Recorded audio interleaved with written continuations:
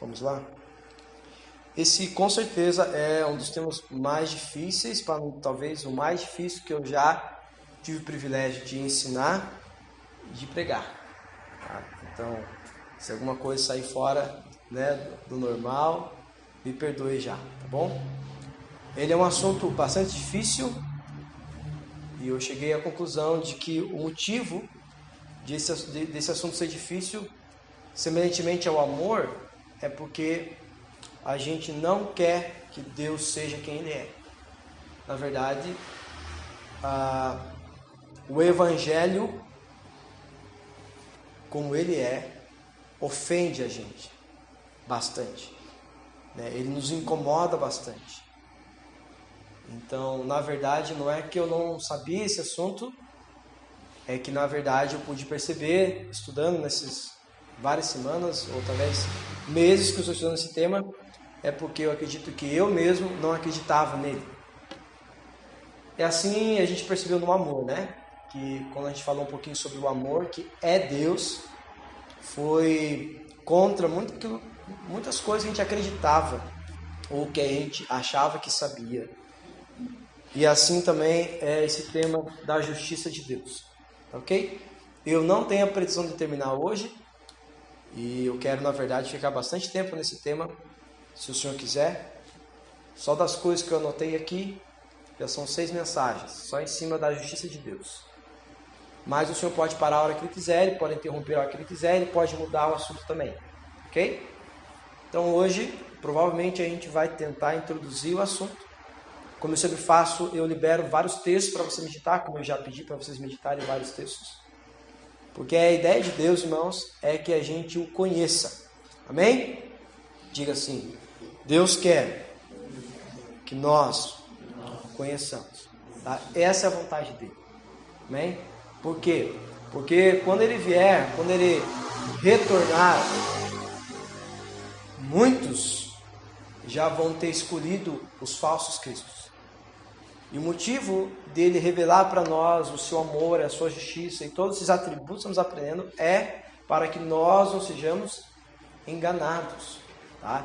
É para que quando chegar falsos cristos a gente consiga identificar, porque nós conhecemos bem nosso Deus. Não se esqueçam de que tudo que nós estamos ensinando faz parte de algo que o Senhor comunicou para nós, sinalizou para nós que Ele queria nos dar. Desde o ano passado Deus vem falando, então, que Ele abriu os nossos olhos para o olhar para a eternidade. Então, muitos de vocês têm tido a experiência de entender muitos aspectos profundos da palavra, simplesmente porque Ele disse que faria isso. Não sei se vocês lembram quando eu disse isso. Deus abriria nossos olhos para ter olhos para a eternidade. E a partir desse momento, muitas coisas que a gente achava que sabia, a gente vai aprender. Muitas coisas que a gente achava que nunca ia aprender, está aprendendo. Todos estão comigo nisso ou não? Ou é só eu? E vocês percebem que é a bondade de Deus, mas que toda a bondade de Deus tem um propósito. Repita comigo: Deus é um Deus de propósito. Deus nunca faz nada com um propósito. Nada. Absolutamente nada. Tudo que Deus faz, Ele faz por um propósito. E o propósito é para a glória dele mesmo. Ok? Malaquias 2,17. Vocês conseguiram abrir? Vamos lá. Vocês têm cansado o Senhor com as suas palavras. E eles perguntam: como o temos cansado? Vocês ainda perguntam quando dizem: todos os que fazem o mal são bons aos olhos do Senhor, e Ele se agrada deles. E também quando perguntam: onde está o Deus da justiça? Então, eu não vou repetir mais uma vez a história de Malaquias, porque a gente já falou várias vezes.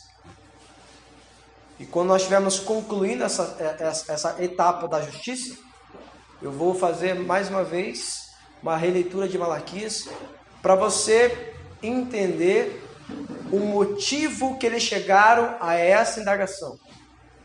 O porquê que se chega, ou que tipo de pessoa chega ao ponto de questionar a justiça de Deus. Porque neste caso, eles não estão questionando mais a justiça de Deus. Eles estão questionando o Deus justo. É um questionamento da própria pessoa de Deus. Esse argumento não é novo, esse questionamento não é novo e muito provavelmente todos vocês têm. No discipulado, quando a gente tem liberdade para falar de coisas mais profundas da palavra, umas perguntas que os irmãos fazem é: Marcelo, mas posso fazer uma pergunta? Pode. E começa. E as crianças que nascem deficientes? E as crianças que morrem? E começa. E a tsunami? E os pobres? E começa. E aí a conclusão é simples. Aonde está a justiça de Deus? Bom, você já se perguntou, por exemplo, não dá a impressão de que o ímpio prospera mais que o justo? Já aconteceu de você estar num trabalho onde você é bem certinho, tenta ser certinho, e os caras que não são, crescem. E você que é certinho, só patina?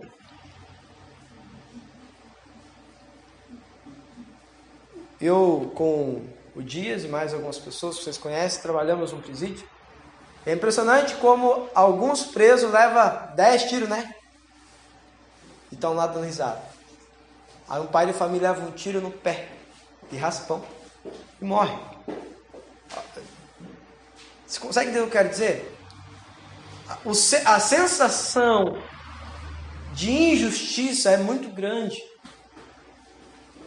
Eu sempre fico pensando no nível de julgamento que haverá sobre os jogadores de futebol que são podres de rico.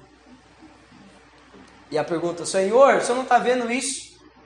Por que o senhor deixa Porque se a gente estudou no início de Malaquias sobre a soberania de Deus, que o amor de Deus está fundamentado na sua soberania, lembra disso? Se isso é verdade, então Deus deu um monte de dinheiro para os jogadores de futebol, e aí, basquete, todos, né? E tem um coitado lá que está tentando colocar o arroz na mesa da sua família. Então, a pergunta é: aonde está a justiça de Deus? E nós vamos perceber que essa pergunta, Deus ele não necessariamente se incomoda com ela. Presta o que eu vou falar. Não necessariamente Deus se incomoda com essa pergunta. O coração de quem faz essa pergunta é o problema. Você tem visto aqui que o problema dessa geração, que nós estamos mencionando, é uma geração que estava debaixo de muitas promessas de Deus, que tinha experimentado um grande avivamento há 10, 15, talvez 20 anos atrás. Muitas daquelas pessoas tinham experimentado a leitura da lei em forma de avivamento com Esdras e Neemias. Eles tinham visto o cumprimento da profecia de Daniel, cumprimento de algumas profecias de Ezequiel. Tenta imaginar você debaixo desse peso. Tá ok? Então, essa é uma pergunta que você já fez, talvez você faz ainda hoje. E vamos ler alguns textos para mostrar que isso não é novo. Você vai perceber que outros profetas perguntaram a mesma coisa, mas tem um profeta em especial, que nós vamos mencionar aqui, que ele faz essa mesma pergunta e Deus não se ofende com ele. Um personagem que eu tenho meditado bastante, e eu tenho compartilhado com vocês, é a pessoa de Jó. E Jó é bastante interessante porque Jó sofreu injustiça. E a injustiça que Jó sofreu veio da parte do próprio Deus. E os amigos de Jó, então, chegaram à mesma conclusão. Jó, só tem uma possibilidade de você estar sofrendo o que você está sofrendo. Porque você pecou, porque você errou, porque isso, porque aquilo, aquilo outro. E Jó falou: pode até ser, mas não é por isso que Deus está me punindo. E depois, em Jó 23, ele conclui, um texto que nós já lemos várias vezes, dizendo que Jó entendeu que o que estava acontecendo é porque Deus é soberano no que faz, e com certeza ele cumpriria totalmente a vontade dele na vida dele. E o interessante é que no final, 42, Deus fala assim acerca de Jó: Jó falou a verdade sobre mim. Lembra disso? Ele falou corretamente sobre mim. Mas os amigos de Jó falaram mal sobre mim. E o que os amigos falaram mal? Deus é injusto. Então, Nos últimos dias, o que vai aumentar? A iniquidade, o espírito de engano, os falsos profetas. E junto com isso vai aumentar a desigualdade social. E muitos cristãos vão perder seus empregos pela sua fé, seus status. Se você já assistiu alguns filmes de Israel, A Vida é Bela, A Lista de Schindler e assim vai. Assisti esses dias atrás com a minha filha um filme que aconselho você assistir, que vai entender bastante isso. É Os Zoológicos de Varsóvia. Tem N filmes que retratam essa ideia. Que um dia os judeus tinham uma loja, na Vida é Bela mostra isso, uma loja de livros. E no outro dia, tudo aquilo que você tinha foi removido de você. Foi tirado de você. Qual é o sentimento que você vai ter naquele dia? Isto é injusto. E outra pergunta. As duas vão sempre estar juntas. Aonde está o Deus que é amor? Aonde está o amor de Deus? Juntamente vai vir. Aonde está a justiça? Então, o nosso Deus sempre foi alvo de crítica nessas duas áreas. Se Deus é amor, por que eu sofro? E se Deus é justo, por que existe desigualdade? Por que existe morte? Por que existe isso? Por que o ímpio prospera? Por que o mal sobrevive? Por que o Senhor deixa isso acontecer? Essa era a pergunta desse povo. Amém? E você vai perceber que essa muitas vezes é a nossa pergunta. Eu quero que você abra alguns textos, e embora provavelmente a gente não vá ler todo ele, o texto inteiro, eu gostaria que você abrisse e depois meditasse na sua casa. Vamos lá. Salmo de número 37. Irmãos, eu não estou com pressa nenhuma de expor esse texto para vocês. Então, assim, eu vou tentar falar bem devagar mesmo, tá? Se não der tempo, não tem problema, a gente continua no próximo domingo. Salmo de número 37. Inclusive, esse salmo, irmãos, eu sempre aconselho os irmãos gravarem ele, ou, à medida do possível, decorar. Amém? Salmo de número 37. Conseguiram achar? Amém? Todos acompanhem comigo. Não te indignes por causa das más pessoas, nem tenha inveja daqueles que praticam a injustiça, pois eles em pouco tempo secarão como capim, e como a relva verde logo murcharão. Confia no Senhor e pratica o bem, assim habitarás na terra e te nutrirás com a fé. Deleita-te no Senhor teu Deus, e Ele satisfará os desejos do seu coração. Então, claro que a gente vai concluir com isso, mas só para fazer um parênteses aqui no verso 4. Qual que é o contrário de se preocupar com a aparência e a prosperidade do ímpio? Qual que é a defesa da injustiça e qual é a defesa da aparência, falta de amor por ocasião de sofrimento? Deleita-te no Senhor, seu Deus, Ele satisfará os desejos do seu coração. Foi exatamente nesse ponto que Paulo chegou. Onde em Filipenses capítulo 3, o que ele fala? Tenho por perda todas as coisas pelo conhecimento de Cristo, Senhor, e considero todas como nada quando comparado a Cristo. Então, o que o Senhor espera é que em meio a essas adversidades, nós continuamos a confiar, porque Ele quer revelar para nós o quê? Eu sou suficiente. Amém? Deleita-te no Senhor teu Deus.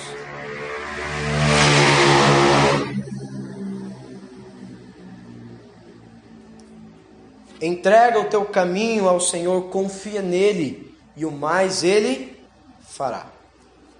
Ele exibirá a sua justiça como a luz, e o seu direito como o sol ao meio-dia.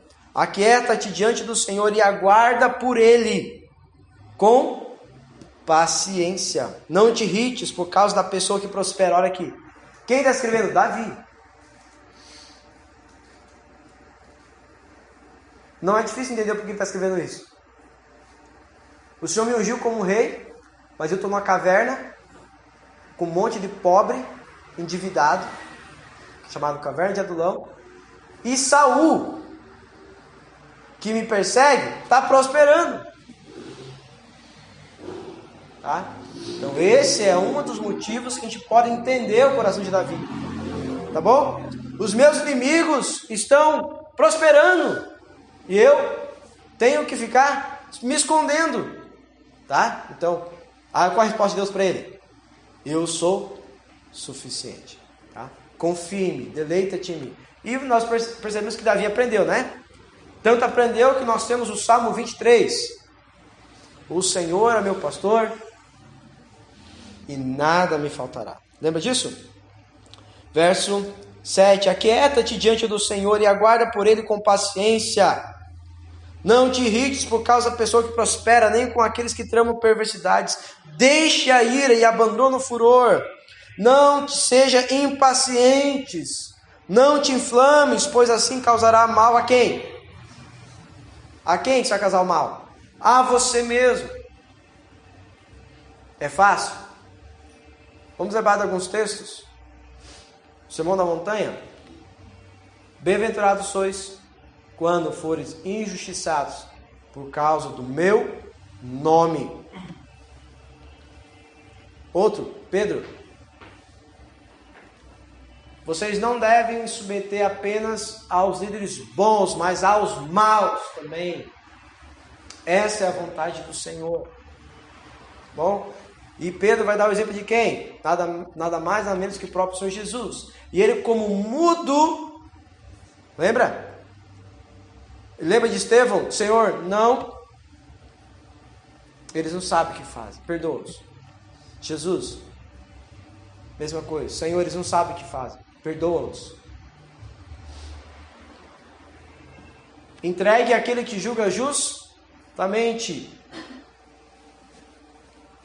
Verso 9. Pois os malfeitores serão todos exterminados, mas os que depositam sua esperança no Senhor herdarão a terra. Mas algum tempo apenas, e já não existirá o ímpio. Ou seja, o tempo dele está contado. Tu o procurarás em seu lugar, porém não mais o encontrarás. Os humildes herdarão a terra e se deitarão na plenitude da paz. O ímpio conspira contra o justo e range contra ele os dentes. Isso já acontece hoje e vai aumentar, amém, irmãos? À medida que se aproxima a vinda do Senhor, a Bíblia fala lá no sermão escatológico de Jesus, que eles vos matarão achando que estarão prestando culto a Deus. Tá? Então vai aumentar a injustiça. Senhor, aonde está o Senhor que deixou que matasse meu filho, que deixou que perdesse emprego? Então, isso será notícia nos jornais. Já é. Os jornais Portas Abertas que está acompanhando. Né? É verdade? Eu tenho acompanhado bastante a notícia da igreja perseguida e é cruel o que está acontecendo no mundo. Só no Brasil que não. Haverá, vai chegar isso porque precisa cumprir toda a palavra, amém? E quando nós experimentarmos essas injustiças, você teve a oportunidade de conhecer o Deus justo. Então, ainda que você não entenda a justiça de Deus, vai poder se deleitar no Deus justo. Verso 13, o Senhor, porém, dele se ri, porque vê chegando o seu dia. Então, eu gostaria que aqui tá bom. O que o Senhor faz quando vê o ímpio prosperando? Dá gargalhada. Por quê? Já está decretado o seu fim. Amém? Mas você não é obrigado a entender o mecanismo de Deus de aplicar a sua justiça. Ok? Eu também tenho dificuldade em entender. Tá? O problema é você, por não entender a maneira como Deus pratica a justiça no mundo, ou sobre os seus filhos. Com isso você diz, Deus é injusto. Esse tipo de sentimento de Deus vai produzir em mim e você, irmãos, um estilo de vida desse povo ao qual Malaquias está escrevendo. E que quando nós chegarmos ao final do verso 3, do capítulo 3, você vai entender. Eles não conseguiam se arrepender dos seus pecados porque não entendiam que estavam em pecado. Aqui também eles não entendem. Você lembra o que está acontecendo aqui? O Senhor está vendo, o coração deles está mostrando para eles. Eu estou vendo que vocês estão questionando no coração de vocês a minha justiça. E vocês estão dizendo o quê? Que o Senhor se agrada. Olha o que eles falam. O Senhor se agrada mais dos ímpios do que de nós, os justos. E eles perguntam, aonde está o Deus da justiça? Amém?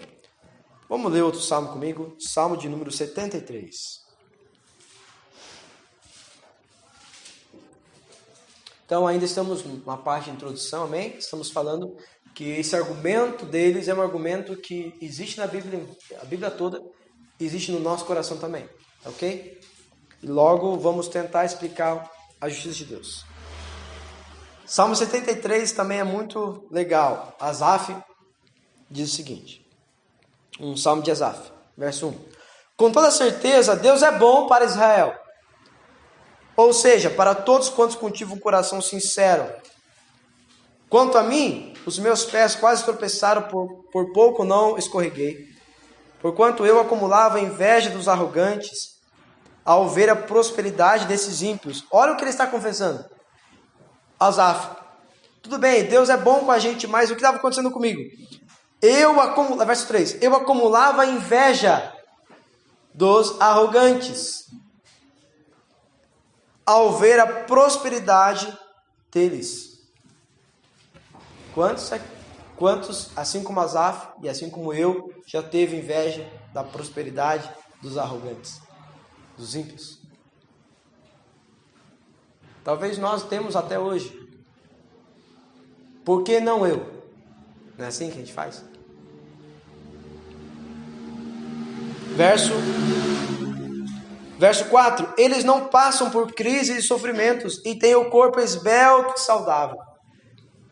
Não é assim o sentimento que muitos de nós temos? Por exemplo, se eu estou te servindo, eu faço... Quando você conhece um grande homem de Deus e por algo que acontece na vida dele muito triste, como perder a sua esposa, por exemplo, de câncer, muito nova. Eu conheço um homem de Deus que aconteceu isso com ele, mas por questão de ética não é bom falar o nome. Conheço um outro que perdeu a esposa por traição de adultério. Ele chegou, eu era muito novinho na época, eu devia ter 19 anos, não é que eu não seja ainda. E um pastor já bem experiente, eu lembro como se fosse hoje, chegou chorando na minha casa, pedindo conselho. O que eu faço? O que está acontecendo? Eu dava aula de violão para ele. Ele falou assim, eu perdi tudo. Peguei a minha esposa no flagra com outro. Com isso, perdi meu emprego porque eu trabalhava na empresa do pai dela. Era de carreira, tinha muitos anos. Eu perdi meu carro, porque meu carro estava no nome dela. Perdi minha casa, porque afinal de contas estava no nome dela. E por fim, meu filho não quer me ver, porque fizeram a cabeça dele. O que me sobrou foi essa moto que eu comprei. Não sei como vou pagar, porque eu não tenho trabalho. Aonde está o amor de Deus? Aonde está a justiça de Deus? Então, quando nós temos exemplos desse, como homem de Deus que o seu filho nasceu com deficiência física grave, conheço também. Então, esse tipo de coisa, irmãos, faz a gente pensar como Asaf. Tá bom? Aquelas pessoas, Senhor, estão falando mal do Senhor. Eles são ímpios. Eles só pecam. Mas eles são esbeltos. Eu vejo eles alegres. Eu vejo eles prosperando. Eu vejo eles trocando carro todo ano. Aonde está a sua justiça? Tá bom? Eu quero que vocês percebam que não tem problema você questionar isso no seu coração. O que eu quero que nós todos entendamos é, se a gente conhece o Deus justo, E se essa pergunta que nós estamos fazendo é a partir de reconhecer que Deus é justo, eu só quero entender a justiça dele. Aí, beleza. Quando Jó começou a falar de coisas acima do conhecimento de Deus, Deus deu um chega para lá nele. E quando Deus, em Jó capítulo 42, fala o seguinte: Deus agora, Jó, agora você pode falar. O que Jó faz? Abaixa a cabeça e diz o seguinte: falei do que não sabia. Me perdoa. Aí Deus continua. E quando Deus continua, Deus revela para ele algo muito poderoso, que tem a ver com o salmo que nós começamos hoje, que fala sobre a pessoa de Deus. E uma das coisas é: onde você estava quando eu fiz todas as coisas? Então, a decisão de Jó foi de quebrantamento, arrependimento e humildade. O que Deus fez? Praticou a sua justiça. E usou o justo Jó para fazer o quê? Orar e interceder para os seus amigos para que Deus não acabasse com a vida deles. Só para animar você, um dos grandes motivos de você experimentar injustiças é para testemunhar ao mundo o Deus justo. Amém? Assim como o justo Jó. Verso 5: estão livres dos fardos cotidianos impostos a todos os mortais. Não são atingidos por doenças como a maioria das pessoas. Você percebe como ele está meio bravo com Deus aqui, não, Asaf? É a observação dele. Ultimamente temos visto a corrupção da política no Brasil, que sempre houve, né? Mas você reparou de que quase todos esses políticos que foram pegos pela Lava Jato não têm tempo para ficar na cadeia porque já são velhos? Ou seja, passaram a vida roubando. A pergunta: Senhor, consegue entender? Irmãos, se você puder entrar comigo no entendimento e não fuja como eu fugi durante muito tempo dessas perguntas que existem no nosso coração, tá? Por que o Senhor permite que esse cara roube a vida toda? E agora que ele foi sentenciado a cumprir pena, vai cumprir na casa dele, que é uma mansão.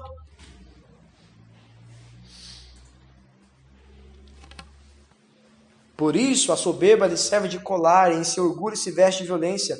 Do seu íntimo brota a maldade, assim como da sua mente transbordam todos os ardis. Eles zombam, e suas palavras são repletas de malícia. Em sua arrogância exalta a sua própria corrupção. A gente viu isso também agora na política. Contra os céus dirigem as palavras de suas bocas, e pela terra fazem espalhar a maldade de suas línguas. Por isso seu povo se volta para ele e se delicia sob suas palavras até saciar-se. Eles questionam: acaso poderá Deus saber disso? O Altíssimo o culpará desses assuntos? Assim são os ímpios, sempre seguros, acumulando riquezas. Pensando dessa forma, em vão conservei puro coração e lavei as mãos em sinal de inocência, para que me atormento o dia todo e sou repreendido toda manhã. Isso aqui, às vezes, a gente vai ver isso em outros textos também, é como se fosse assim, olha. Vale a pena ser um justo? Será que vale a pena orar, ficar sem comer, né, que é o jejum? Né? Nós estamos aqui cultuando, nós poderíamos estar na balada. Asaf chega nesse ponto de chegar a lavar suas mãos. Verso 16: todavia, quando busquei compreender tudo isso, reconheci que estava diante de uma tarefa muito acima das minhas forças, até que entrei na casa de Deus, e então compreendi o destino dos ímpios. Meu Deus, como é forte isso. O que está querendo dizer? Até que eu entendi o Deus justo. Então, irmãos, toda sensação de injustiça é por não conhecer o Deus que é justo. Tá bom? Então, acho que até aqui tá bom. Mas, se você puder, né, medite nos dois textos que eu falei, Salmo 37 e Salmo 73, por inteiro. Mas nós vamos meditar em outro texto ainda, falando desse assunto. Vamos lá. Romanos capítulo 9, nós já mencionamos esse texto quando falamos do amor de Deus, ou o amor que é Deus. Romanos capítulo 9. Os corretos seria nós lemos o texto todo, mas eu creio que a gente não vai conseguir. Então eu quero que você vá comigo direto para o verso 11. Lembre quando toda a conversa em Malaquias capítulo 1 está em torno do quê? O Senhor não tem nos amado. Porque se o Senhor nos ama, por que está acontecendo isso e isso aqui? Lembra disso? E Deus mostrando para eles que, na verdade, se Deus não os amasse, eles seriam a nação, seriam descendentes de Esaú. Porque Esaú, Deus disse, contra esse povo eu estou irado. Contra esse povo eu rejeitei. Vocês são alvo do meu amor. Lembra disso? E em cima dessa argumentação, qual que é o final do entendimento? Se isso é verdade, Deus é injusto. Vamos ver? Verso 11. Contudo, antes mesmo que os gêmeos nascessem ou realizassem qualquer obra boa ou má, para que o plano de Deus, segundo a eleição, permanecesse inalterado, não por causa das obras, mas sim por aquele que chama. Foi-lhe dito, o mais velho servirá ao mais novo, como está escrito, amei a Jacó, mas rejeitei a Esaú. Que conclusão podemos tirar? Acaso Deus não é justo? Percebe? Então, sempre a argumentação de onde está o amor de Deus, por causa do sofrimento dos homens e até dos justos, logo nós vamos chegar, Deus é injusto. Ou seja, aonde está a justiça de Deus nisso? Verso 15. A resposta é: terei misericórdia de quem eu quiser ter misericórdia e terei compaixão de quem eu desejar ter compaixão. Assim claro está que... Aí quando ele fala, assim claro está, não está tão claro, né? Nós estamos tentando entender aquilo que ele diz que está claro, né? Mas ele está dizendo o seguinte, está claro no qual sentido? Está claro de que Deus não escolheu baseado em coisas boas ou más. A base da escolha do amor de Deus, sua misericórdia, é a sua soberania. Então, quando a gente percebe isso, a gente logo pensa que isso é injustiça. Tampouco do esforço do ser humano, final do verso 6, mas da maneira como Deus decide focalizar a sua misericórdia. Pois diz a Escritura ao faraó, eu o levantei exatamente com esse propósito, revelar em ti o meu poder e para que o meu nome seja proclamado por toda a terra. Portanto, ele tem misericórdia de quem deseja e endurece o coração de quem quer. Um grande exemplo do amor, da misericórdia, da justiça é Faraó mesmo. Tá? Se você parar para analisar, durante 400 anos o povo foi feito escravo, lembra disso? Lembra não? 400 anos. Mas quais as promessas deles? Era ser escravos? Não. Promessa de herdar uma terra que manda leite e mel e tudo aquilo. Lembra disso? O que Deus fez? Aí ele deixa bem claro. Como que Deus focalizou a sua misericórdia? Endurecendo o coração de Faraó e trazendo o que sobre o povo dele?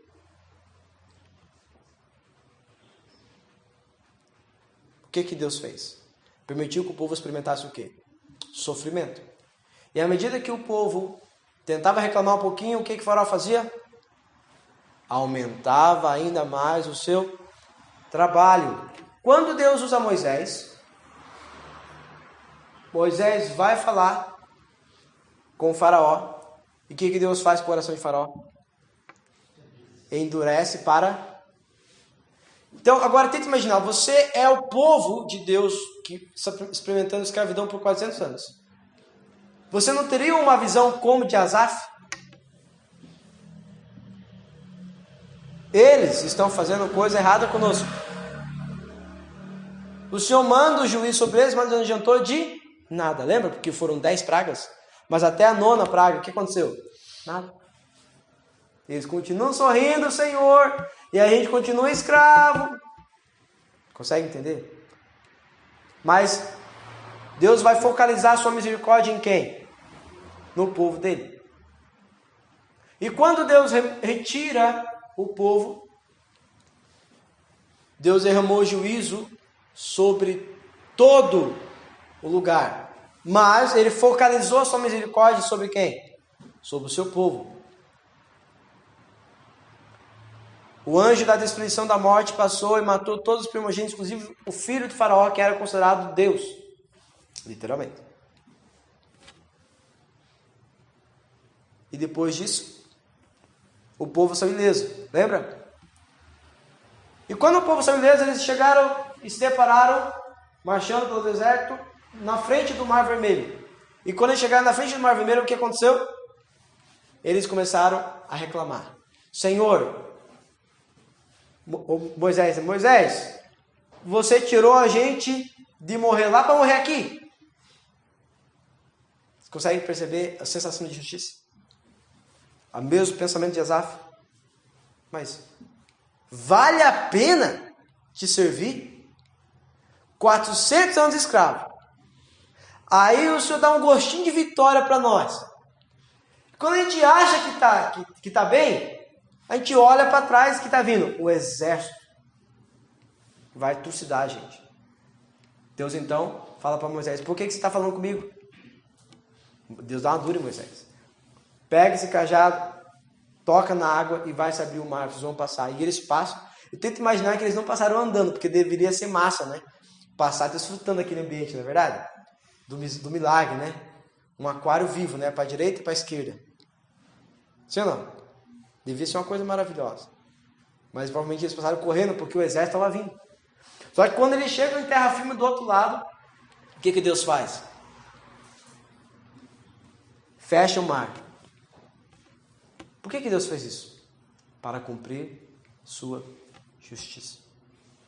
É o mesmo povo que está dizendo, cadê o Deus da justiça? Tá? Então, por não conhecer o Deus justo, sempre nas demandas injustas que nós vamos perceber, ou nós vamos questionar a maneira como Deus faz, ou estamos questionando o próprio Deus. E se nós estamos questionando o próprio Deus, pode ser o teu caso hoje, ou o amor que é Deus, você está com grandes problemas, sérios problemas, tá? Porque esse povo aqui é o povo que vai produzir os fariseus, os saduceus, aqueles que, mediante a pregação de João Batista, tiveram a coragem de perguntar, o que é arrependimento? Uma coisa tão simples que João teve que explicar de maneira bem simples. Você é soldado, né? Sou. Sabe o que é arrependimento? Se contente com o teu salário, pare de roubar. Porque eles não conseguiam saber que isso era pecado. Consegue entender o nível? Então, uma geração que não consegue entender o amor que é Deus, o Deus que é amor, que não entende o Deus que é justo e vai questionar a justiça de Deus, por não conhecê-lo, está sendo candidato a perder o bonde quando ele vier. Lembre que em Daniel capítulo 11, verso 32, que nós lemos, o povo que conhece o seu Deus não apenas vai vencer, mas vai fazer proezas. Então, o que você precisou para vencer? Conhecer Deus. Agora, que Deus? Tá bom? Vamos lá. Nesse texto de Romanos 9 ainda, tem uma parte que eu gostaria de ler com você.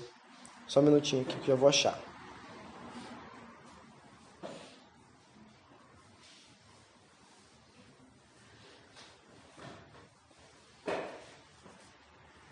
Aqui, ó.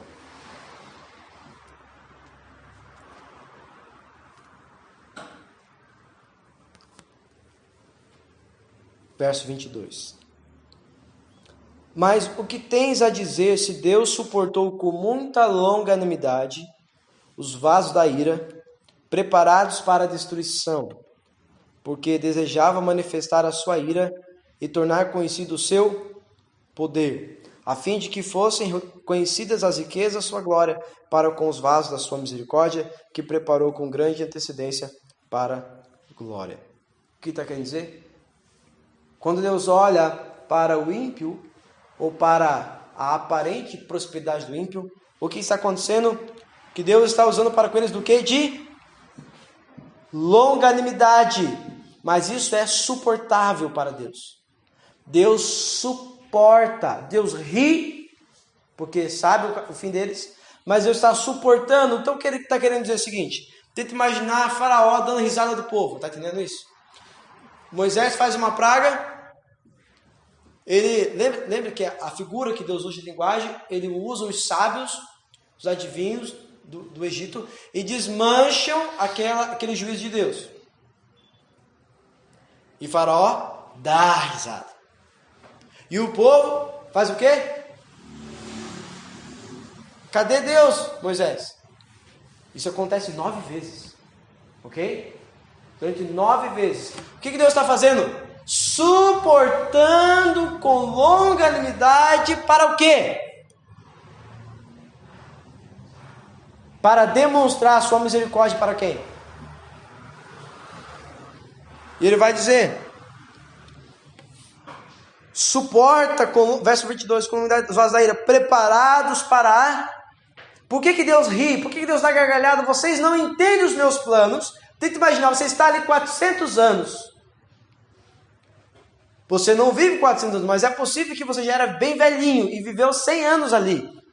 Ok? Aí chega um cara que diz que Deus vai nos libertar, mas tudo que ele faz, o faraó desfaz. Então você poderia muito bem, como Asaf, ficar indignado. Está entendendo? Aí qual é a resposta de Deus? Eu estou fazendo isso de propósito. Tá bom? Amém? Até aqui? Tranquilo? Vamos lá. Se você puder ler em casa, nós não vamos ler aqui, mas um texto que eu tenho gostado bastante é Jeremias capítulo 12. Anote para você ler em casa. E se você estiver bastante interessado, como eu, nesse tema, Jó, do capítulo 23 até o capítulo 42, narra a mesma ideia. Mesmo, tá? Só usando um exemplo de Jó. Então vamos lá. Então percebendo que essa pergunta, essa indagação deles, era não questionando a justiça de Deus, mas mais do que isso, eles estavam questionando o Deus justo. Ele está dizendo, Deus não é justo, porque se ele fosse justo, então consegue entender? Esse era o problema no coração deles. Se nós vamos para uma definição, por exemplo, natural da justiça, para a gente entender um pouco melhor, por exemplo, se você procurar em qualquer lugar o que é justiça, vai dizer que é a particularidade daquilo que se encontra em correspondência do que aquilo que é justo, modo de entender ou de julgar aquilo que é correto, o ato de recorrer o mérito ou de dar àquele que merece. O que significa? Alguém aqui já teve o desprazer de passar por um julgamento? Né, amor? Onde tem o juiz que vai decidir. Ao lado do juiz, geralmente, ao lado dos direitos, né? Fica o promotor, a promotoria, que está ali para acusar você. Muitas vezes, acusando de maneira injusta. A palavra do Senhor declara que um dia ele vai esmagar para sempre a cabeça de Satanás, que é quem? O acusador dos irmãos. Lembra disso? Apocalipse. Então, Satanás, ele funciona como esse acusador. Deus é o juiz, mas quem é o nosso advogado? 1 João, capítulo 1. Se pecares, temos um advogado diante do Pai, Jesus Cristo, o justo. E ele não apenas nos perdoa os pecados, mas nos purifica de toda a injustiça. Ok? Então, nesse quadro, esse juiz, ele está ali para fazer o quê? Para praticar justiça, através de elementos, fazer o que é certo. Os elementos que existem são as leis. Qual o problema do juiz? O problema do juiz na terra é que ele não é justo. Como alguém injusto pode aplicar leis justas para pessoas injustas? O que nós temos no mundo? Injustiças. Ok? Uma das definições de justiça nas Escrituras é retidão. Aquilo que é reto. Outra maneira de entender justiça é realmente aquilo que é correto. Aquilo que é alinhado. Mas correto com o quê? Alinhado com o quê? Com a verdade de Deus. Com a lei de Deus. Tem um livro que tem me ajudado bastante. Eu já compartilhei esse livro com algumas pessoas. Heber Carlos de Campos diz algo assim: nenhuma ideia clara sobre a justiça de Deus haverá sem que haja uma correta noção da sua santidade. A lei de Deus reflete a sua santidade. Quando a lei de Deus é infringida, sua santidade obriga a manifestar justamente em ira. Muito forte esse texto, né? Gostei demais. O nome do livro é O Ser de Deus e Seus Atributos. Heber Carlos de Campos. Vou ler mais uma vez. Nenhuma ideia clara sobre a justiça de Deus haverá sem que haja uma correta noção da sua santidade. A lei de Deus reflete a sua santidade. Quando a lei de Deus é infringida, sua santidade obriga a manifestar justamente em ira. O que está querendo dizer? Está querendo dizer que para nós entendermos sobre a justiça de Deus, ou Deus justo, precisamos entrar num lugar profundo e equilibrado e verdadeiro, biblicamente falando, da sua santidade. O nosso problema é que Deus não é santo para nós como Ele é santo. Nós achamos que Deus é santo em algumas características, em outras não. Então, para nós entrarmos no aspecto, para entendermos a justiça de Deus, ou Deus que é justo, vamos precisar entender da sua santidade. Então, o que é a justiça de Deus? É a retribuição, presta atenção. O que é a justiça de Deus? É a retribuição em resposta à sua santidade. Positivamente ou negativamente.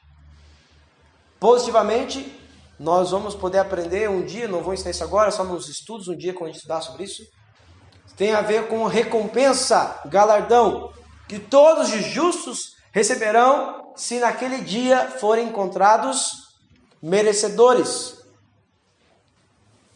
E devido paga de ira e juízo sobre os injustos, toda infidelidade com a verdade trocada pela injustiça. E Romanos capítulo 1. Amém? Então a justiça de Deus é a paga, é a retribuição, é o cumprimento da sua própria natureza justa, reta e verdadeira. Para nós entendermos um pouquinho melhor isso, abra comigo. Vamos ler Jeremias capítulo 10, verso 6.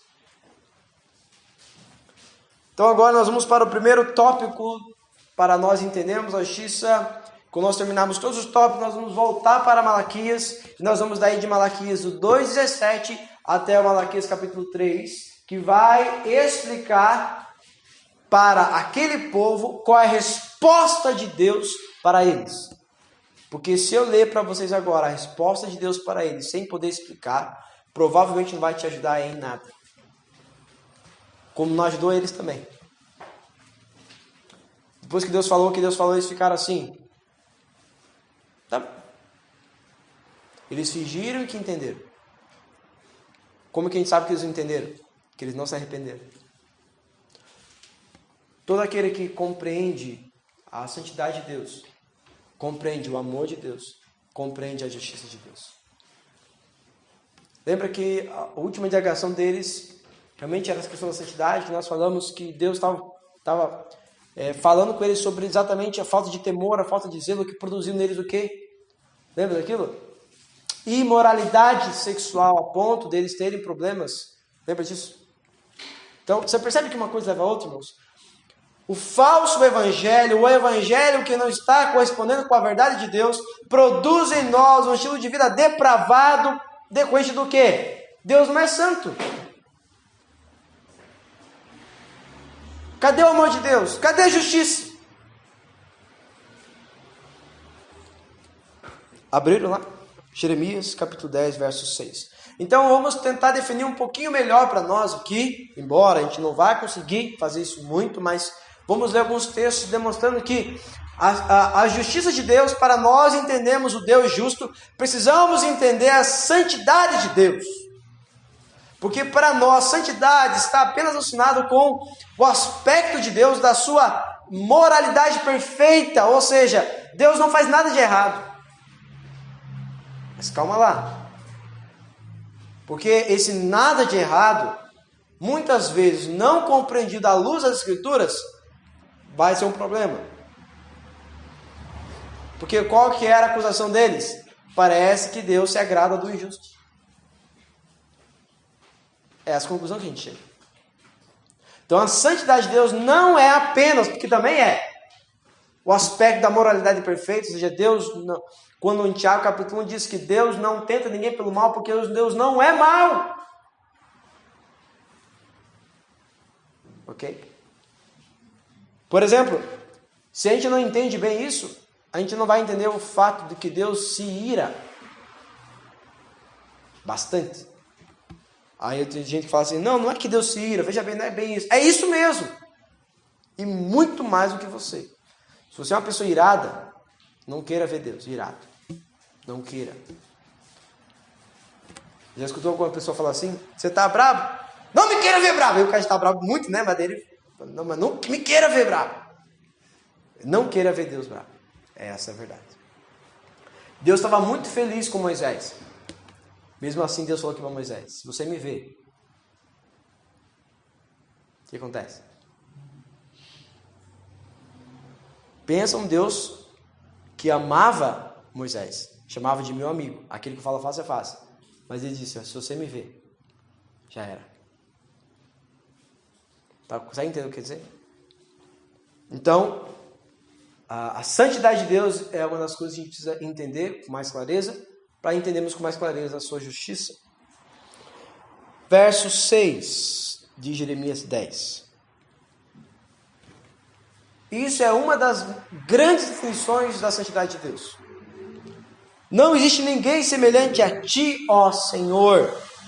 És grande e magnífico é o poder do seu nome.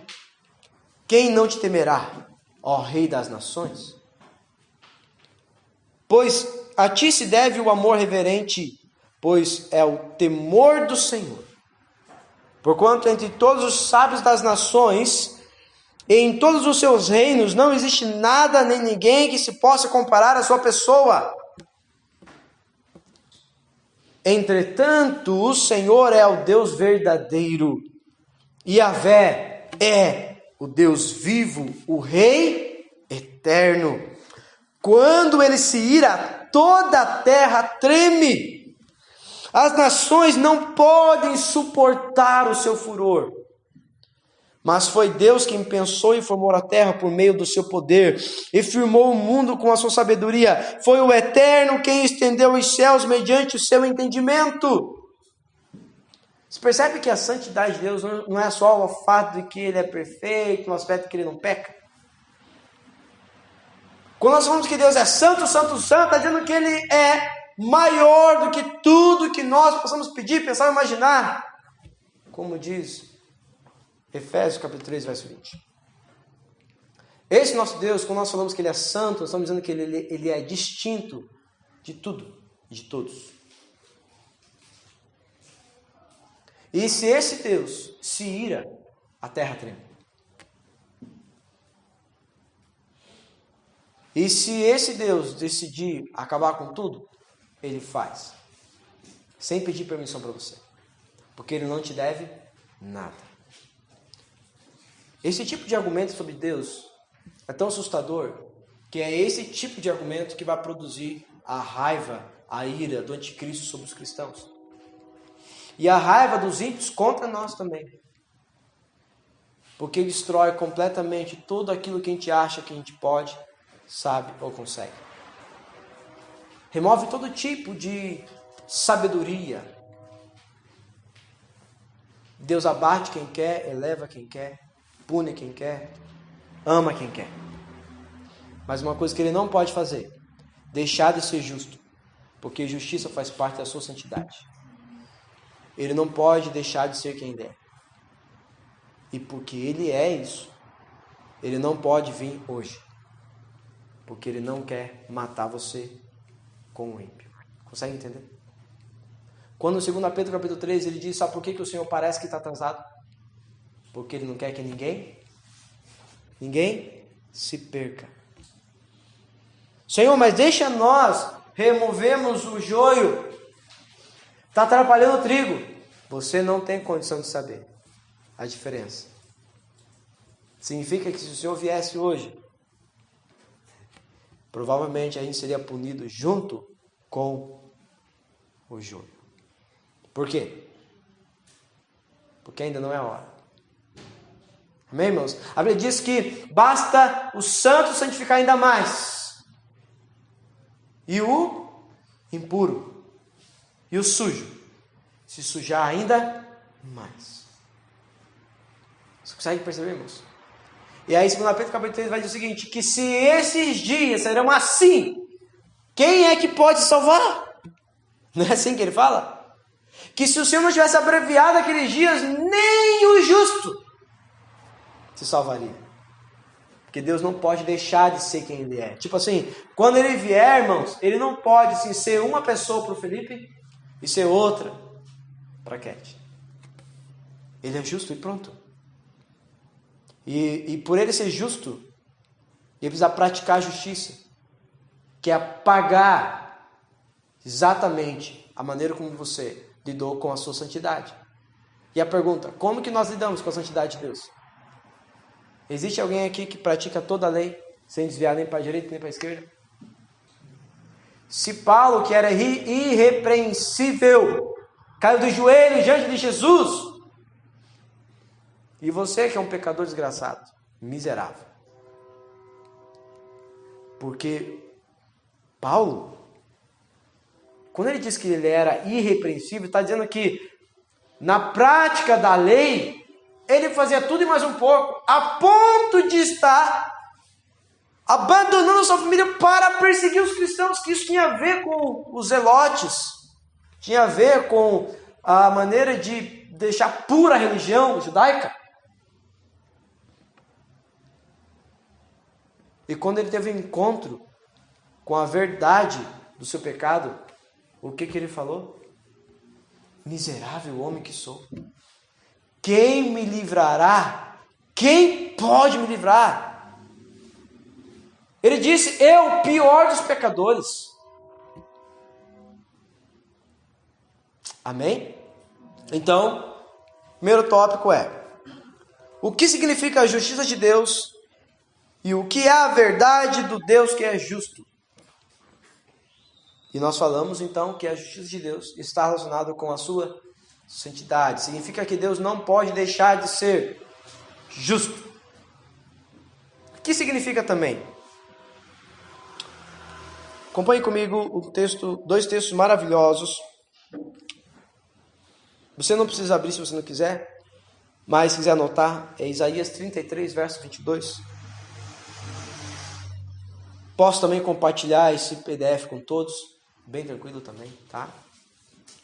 Isaías 33, 22 diz assim, pois o Senhor é o nosso juiz, o Senhor é o nosso legislador, o Senhor é o nosso rei, é Ele que nos salvará. Agora Ele é juiz só dos santos?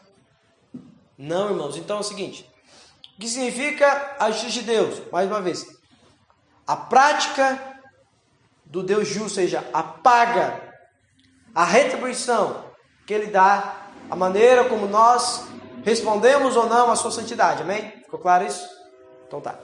E o que é o Deus justo? Significa que ele é juiz.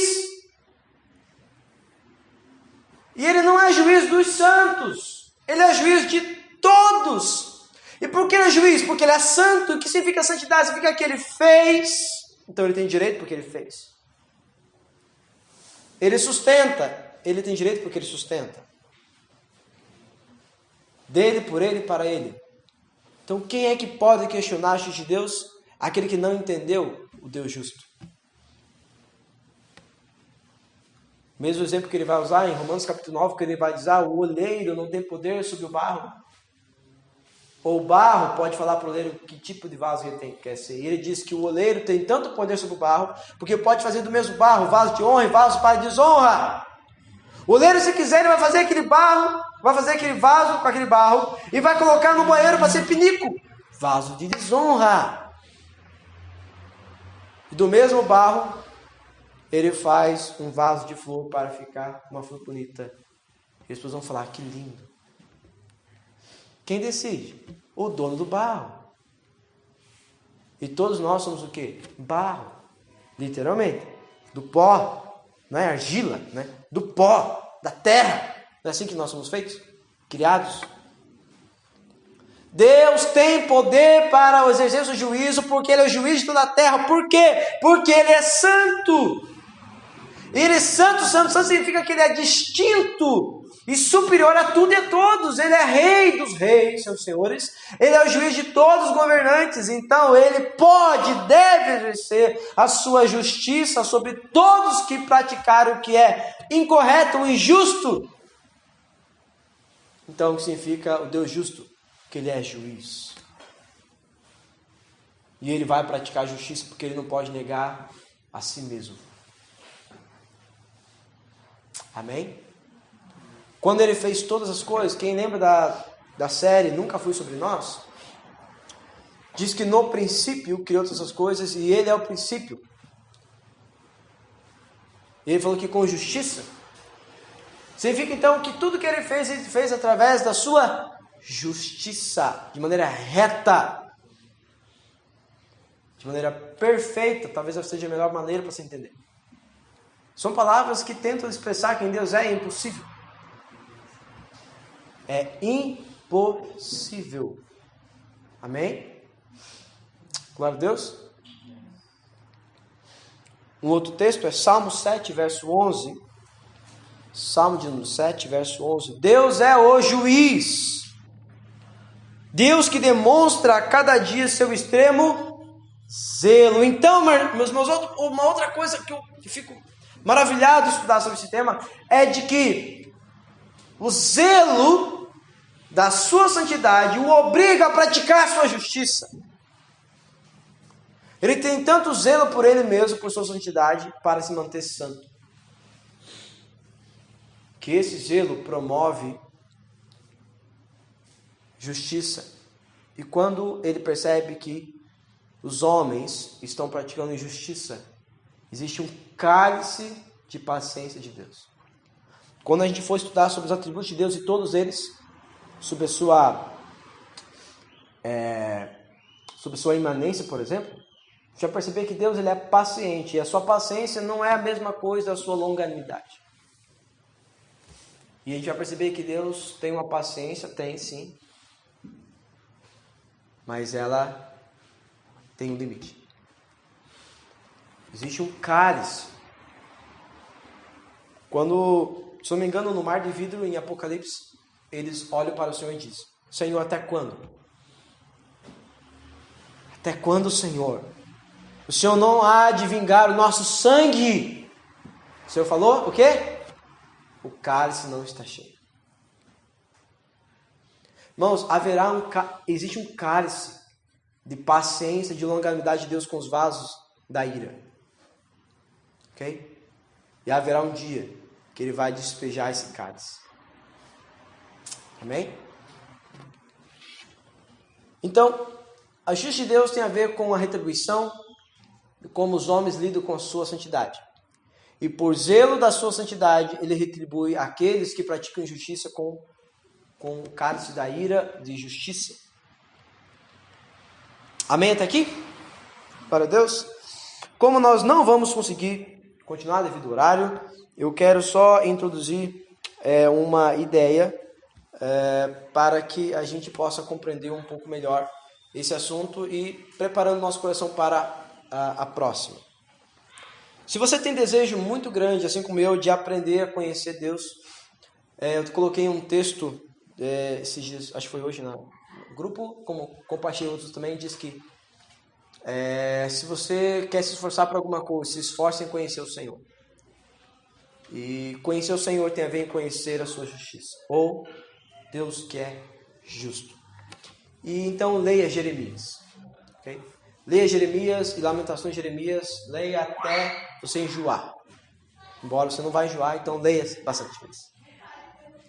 Jeremias escreve algo que Deus fez, Deus faz, e Jeremias é uma demonstração do que Deus vai fazer. Então vamos lá. Jeremias estava vivendo numa época onde os reis de Israel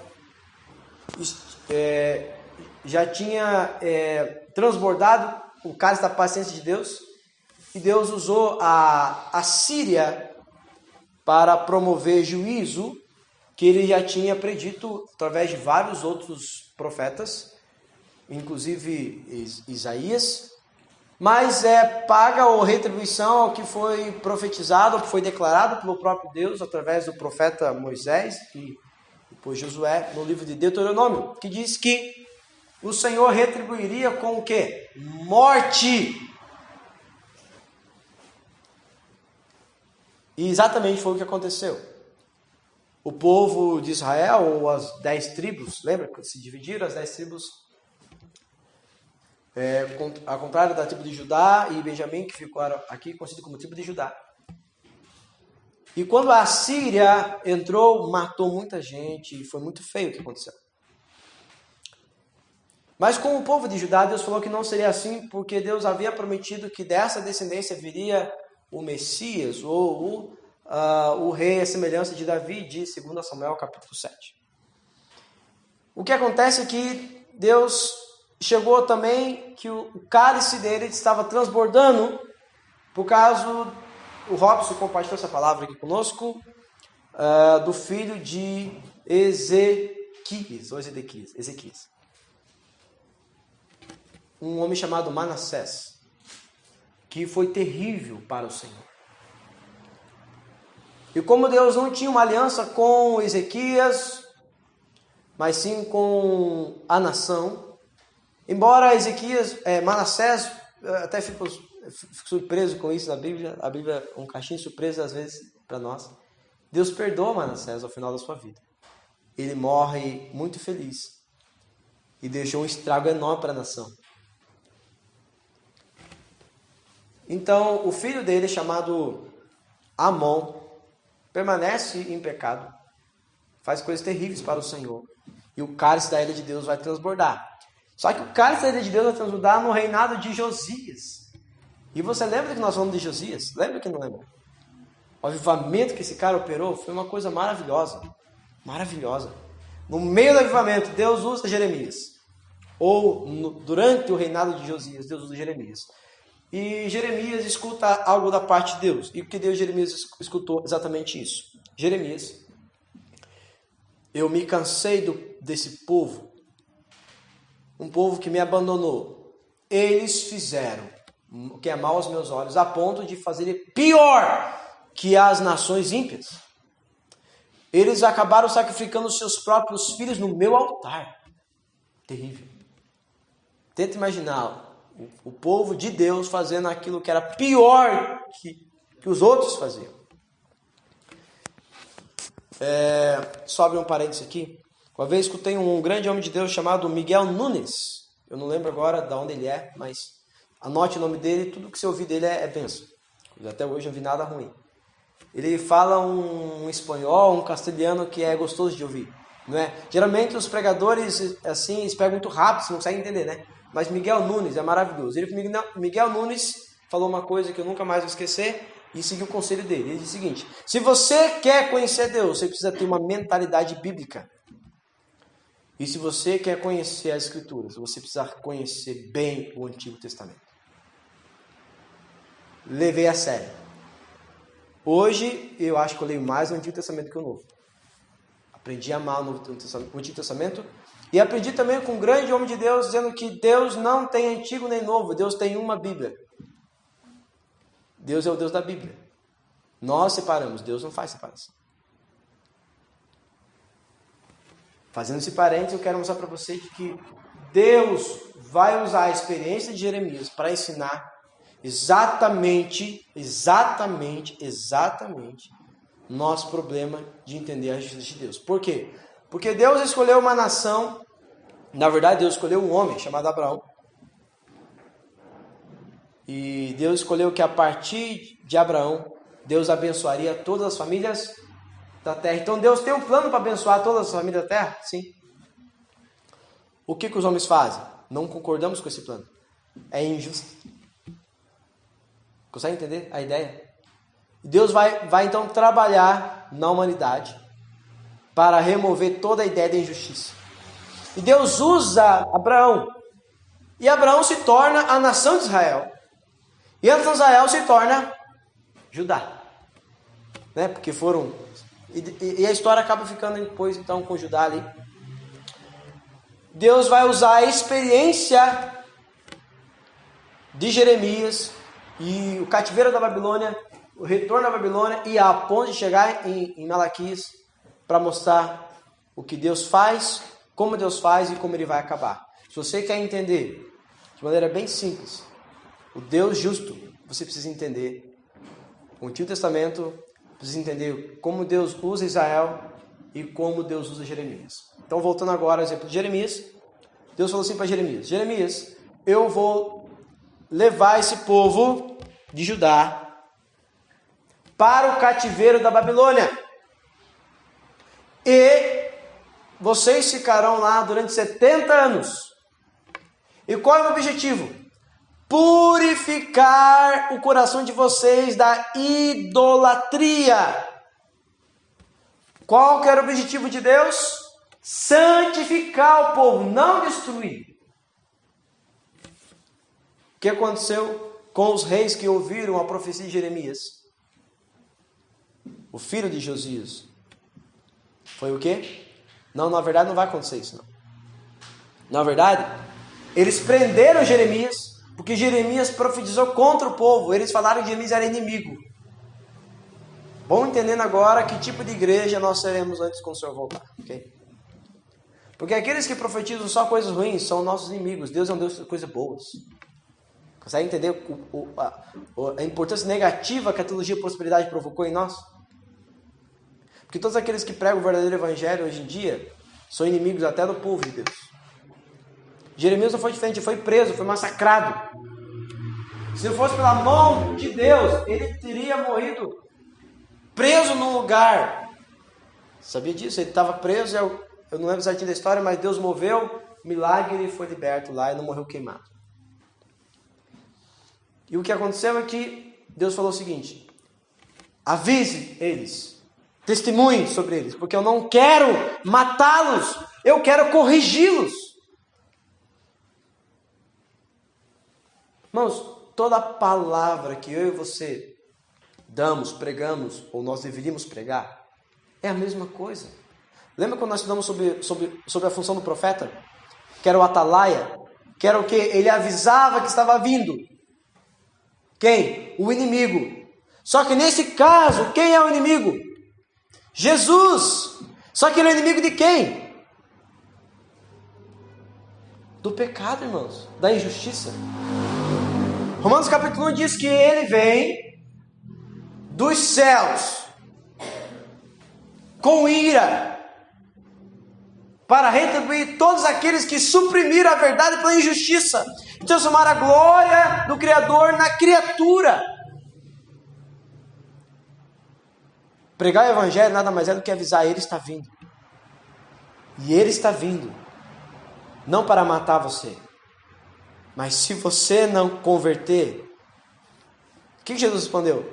Pô, então o Senhor está nos julgando negativo. A palavra vos julga e vos condena. Pelo contrário, vocês já estão condenados. E quando ele fala essa conversa com os fariseus, João capítulo 8, não dá boa. Por que acontece? Nós nunca fomos escravos de ninguém. Vocês são escravos? Todos aqueles que pecam são escravos do pecado. Não, porque o nosso pai é Abraão. Se o vosso pai fosse Abraão, vocês criam em mim, porque Abraão me viu e creu. Agora temos visto que você tem espírito de demônios. Que o nosso pai é Abraão, o vosso pai é Satanás. Foi assim que Jesus pregou para eles. Salvai-vos dessa geração perversa, pregação de João Batista. Irmãos, a mesma coisa que Jeremias fez, nós fazemos. O Senhor está nos avisando que Ele não vem para matar você e eu, porque se Ele quisesse, Ele já tinha vindo antes. Na verdade, não precisa ter vindo, né? Ele, né? Eu disse que todas as coisas são sustentadas pela palavra do seu poder. Então, as coisas estão aqui na mão dele, sendo sustentadas por Ele. Se Ele fazer, eu não quero mais, coloca a mão no bolso, já era. Entendeu o que eu estou falando? Se você já assistiu aqui um desenho muito legal que mostra isso, é Norton. Já assistiram? Assista, vale a pena. Bem bonitinho o desenho. Um elefante que pega um cisquinho. Por algum motivo ele consegue ouvir criaturas dentro daquele cisco. E esse cisco, ele se soltou de algum lugar, que não era para se soltar por vento, por alguma coisa. E ele estava voando, ele ia cair na água. Se ele caísse na água, acabava o mundo de quem morava dentro daquele cisquinho. Então o elefante começa a guardar e proteger aquele cisquinho. E a pessoa que está falando com o elefante está tentando avisar todo mundo: o nosso mundo pode acabar. Esse somos nós. O que é o planeta Terra para Deus?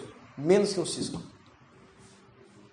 Então o que nós somos, gente de Deus? Se a Terra é menos que um cisco, e mesmo assim Deus olha para nós, e porque Ele na eternidade decidiu nos amar no amor do amado, do Cristo, nós não somos consumidos. Então Ele não vem para matar. Quando em Mateus 25 Ele diz: olha, vocês vão herdar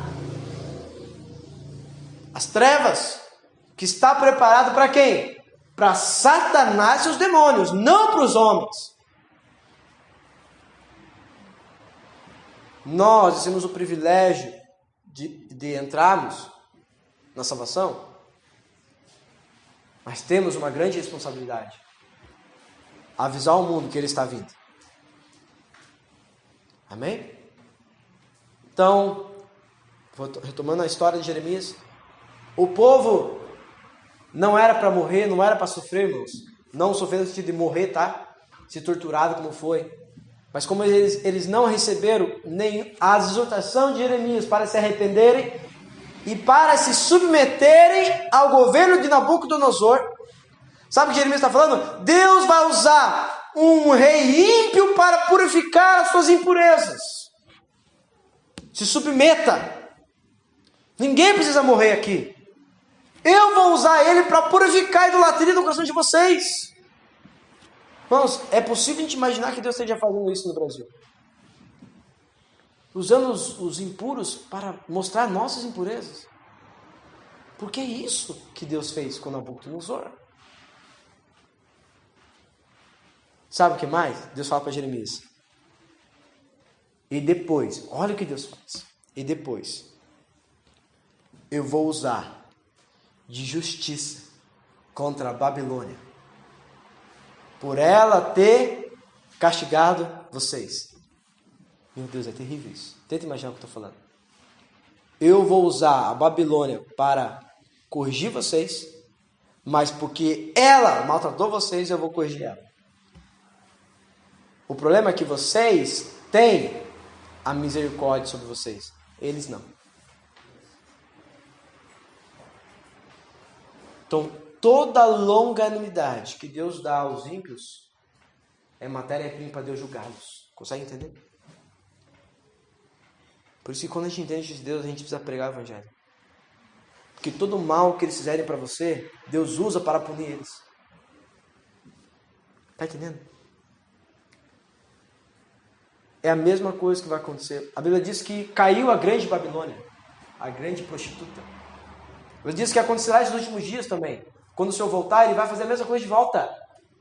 Ele vai punir toda a Babilônia, todos aqueles que fizeram mal a nós, aos justos. Deus vai usar isto como prumo para culpá-los, para julgá-los. Porque eles são indesculpáveis. Por quê? Porque eles sabiam que era Deus. E usaram da longanimidade para o quê? Para pecar. Consegue entender? Então, o exemplo que Deus usa com a nação de Israel, com o Judá, no caso aqui, é a mesma coisa que vai acontecer nos últimos dias. O Senhor vai permitir. Tem um termo que ele usa em Jeremias. Babilônia é o meu martelo. Terrível. O que você faz com o martelo? Mas sabe o que ele diz também sobre Babilônia? Mas Babilônia se embriagou com o sangue dos meus santos. Eles gostaram. Lembra o que Deus fez com Nabucodonosor quando ele se orgulhou? Irmãos, os reis. Consegue entender agora por que Deus ri? Consegue entender agora quando a Bíblia diz que Deus ri deles? É porque eles acham que estão em cima da carne seca, porque estão sendo exatamente o que Deus fez com Nabucodonosor. Ele achava que ele era um rei, lembra disso? Deus falou, você é rei de reis, o soberano, mas eu fiz isso. Quando ele achou que era ele, o que Deus fez? Ou você se arrepende ou você vai comer com os germes, com os vermes. Ele se arrependeu. Depois que ele se arrependeu, o que ele falou sobre Deus? Agora reconheça que o Deus desse povo é o verdadeiro Deus. Deus vai usar o império do anticristo para trazer perseguição sobre os justos. E depois vai usar esse mesmo prumo para punir todos aqueles que se alinharam a este espírito para praticar injustiça contra nós. Esse é o nosso Deus. Mas a gente vai ver tudo isso. Só trabalhei essa questão de Jeremias para você ler, para você estudar sobre isso, para você perceber como Deus faz e como que Ele quer ensinar para nós, como Ele é justo. Amém? Para nós concluirmos hoje, então abra comigo um texto que nós vamos ler.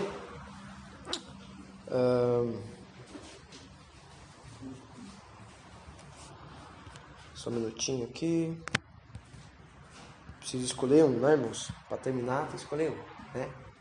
Tentar escolher um aqui para nós concluir. Só um minutinho. Vamos para Jeremias, então, né? Já que estou usando o exemplo dele.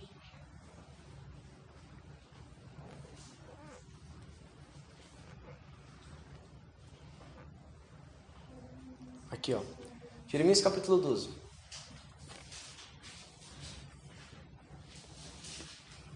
Verso 1. Olha o texto, irmãos. Que texto maravilhoso. Mas que vai dar um bugo na tua cabeça. Vê lá? Verso 11. Quem está falando? Jeremias. Tá? Como que ele começa? Tu és justo. Fechou. Ponto. Irmãos, até aqui nós precisamos entrar no lugar de compreender Deus como Jeremias. Tipo assim, Jeremias, eu estou sofrendo barbáries. Não fiz nada para merecer isso. Né? Então uma pessoa que poderia, como Asaf, fazer, né, todo aquele alarme era ele. Mas como que ele começa? Deus, vamos ter uma conversa? Como que ele começa a conversa? Tu és justo. Tipo, eu não estou indagando isso. Eu não estou questionando o que você é.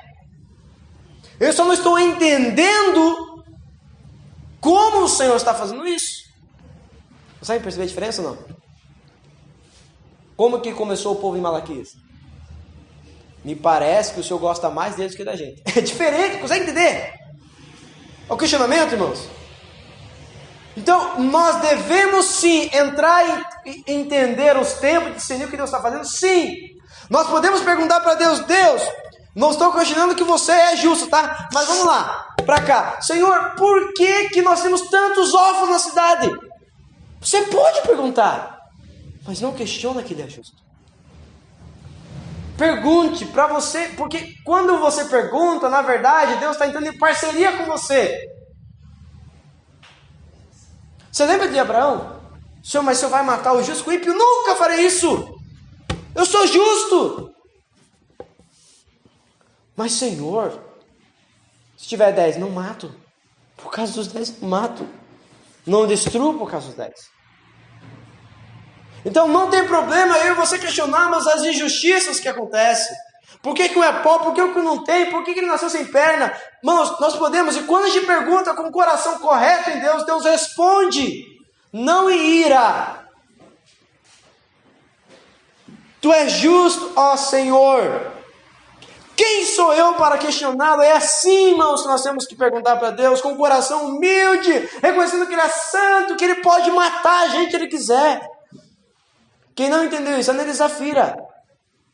Você não mentiu para o Pedro, nem para João. Você mentiu para mim. Sabe quem está aqui? Sou eu. Tá? Quem sou eu para questionar? Contudo, eu gostaria de discutir contigo sobre tua justiça. Ou seja, tá? Quem sou eu? Mas eu tenho um assunto que eu quero falar.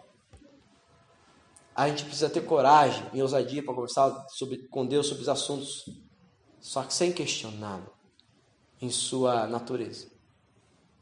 Porque senão a gente vai receber a gente vai, ter uns probleminhas, né? Aonde você está mesmo quando eu construí todas as coisas? Não. Falei que eu não sabia. Tá? Então, humildade. Ok, irmãos? Reverência. Moisés, tira a sandália dos teus pés. Como diz, a ditado, você não está na sua casa, não. Já viram essas expressões? Por que o caminho dos ímpios prospera? Por que todos os traidores vivem sem problemas? Ele também está perguntando. Consegue entender? Por que com Deus fica bravo, o outro Deus ele põe na boca? Porque Deus não está vendo o que o povo de Malaquia está falando, mas Deus está vendo o coração deles. Se Deus olhasse para o nosso coração hoje, Ele viria a pergunta do questionamento. Porque nós não estamos entendendo o que está acontecendo, ou porque nós estamos questionando o próprio Deus? Tá bom?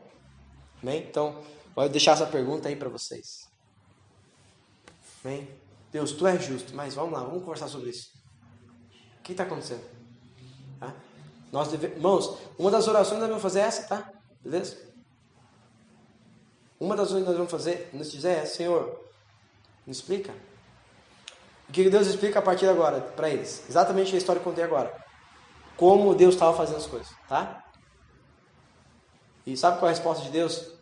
No verso 2 ao verso 4, se quiser ler depois. A resposta é difícil de entender, mas a resposta é basicamente assim, ó. Você não viu nada ainda. Você não viu nada ainda. Aperta bastante os cintos, que agora você vai ver o que vai acontecer. Então, se a gente, irmãos, acha que as injustiças existem, aperta o cinto. Você não viu nada ainda. Amém? Até aqui, irmãos. É muita coisa, né? Mas medite nos textos que eu pedi para vocês meditarem. Como ele mesmo disse, se você quer dedicar-se a alguma coisa, dedique-se a me conhecer. Então se dedique. Não leia a Bíblia para saber sobre a Bíblia, leia para conhecê-lo. Tá bom? Se dedique. Porque a única coisa que você pode levar para esse dia terrível. Quer ver como a minha esposa viu eu assistindo, Terminou agora, infelizmente. Eu estava gostando tanto de uma série da O Justiceiro. É impressionante como nós temos problema com isso. Quando alguma coisa dava errada, você torcia para ele matar o cara. Isto, irmãos, acontece com todos nós. Por causa do quê? Nós somos injustos. Ok? Beleza? Então, não é uma coisa do ímpio, tá? Todos nós somos injustos. E aí, ao final, nós vamos entender melhor por que Deus não nos mata, então, tá? Beleza? Porque nós não somos povo de Israel, Como se aplica a justiça a nós hoje? Como que nós devemos conviver com o fato de que Deus, Ele é santo e Ele está irado contra todo pecado e que Ele vai paga a retribuição a todos que são pecadores e injustos. Por que não a nós? Que nós somos diferentes. Nós nem povo de Israel somos. Tá? Então, são perguntas que a gente vai responder. Vamos ficar de pé?